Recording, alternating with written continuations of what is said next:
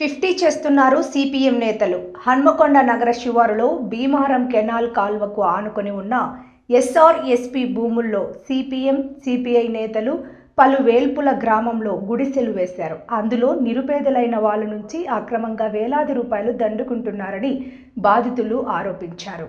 డబ్బులు ఇవ్వకుంటే వారిని కొట్టి బయటకు పంపిస్తూ ఇష్టారాజ్యంగా వ్యవహరిస్తున్నారు. పేదల కోసం చేసిన భూములు, వాటి మీద వేలాది రూపాయలు దండుకుంటూ మమ్ములను నానా ఇబ్బందులకు గురి చేస్తున్నారని అన్నారు. గుడిసెవాసులకు 60 గజాలు కేటాయిస్తారు. ఇక్కడ 100 గజాలు నిర్మించుకుంటున్నారు. 60 గజాలు చొప్పున కేటాయించవలసింది 100, 150 గజాలు కేటాయిస్తూ వారి నుంచి అక్రమంగా డబ్బులు తీసుకుంటూ రియల్ ఎస్టేట్ వ్యాపారం చేస్తున్న నేతలు అని పలువురు దుయ్యబట్టారు. కమ్యూనిస్టు నేతలు నిరుపేదలతో గుడిసెలు వేయడం, వారి నుంచి డబ్బులు దండుకోవడం ఇది వారికి ఆనవాయితీగా వస్తుందని కమ్యూనిస్టు నేతలకు వెన్నతో పెట్టిన విద్య అని పలువురు అంటున్నారు. ఎస్ఆర్సీపీ అధికారులు ఎందుకు ముందుకు రావడం లేదు, స్థానిక ప్రజాప్రతిని ఎందుకు పట్టించుకోవడం లేదు అని ఆందోళన వ్యక్తం చేస్తున్నారు.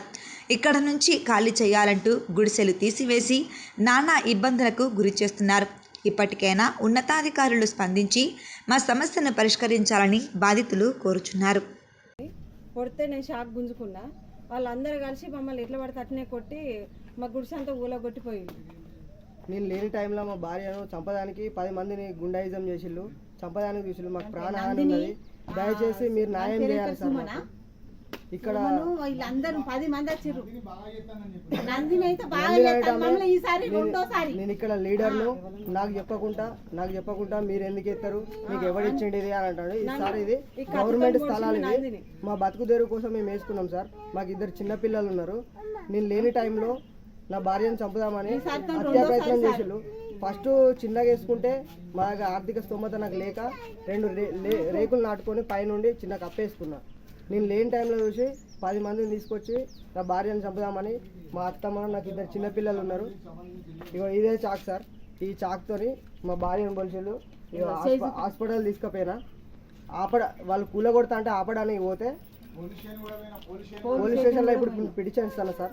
దయచేసి మీరు మాకు న్యాయం చేయాలి సార్. ఈసారితో 2వ సారి సార్ మమ్మల్ని దాడి చేసుడు.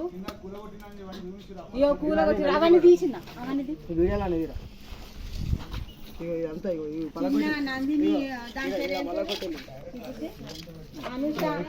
అనుష వీళ్ళందరూ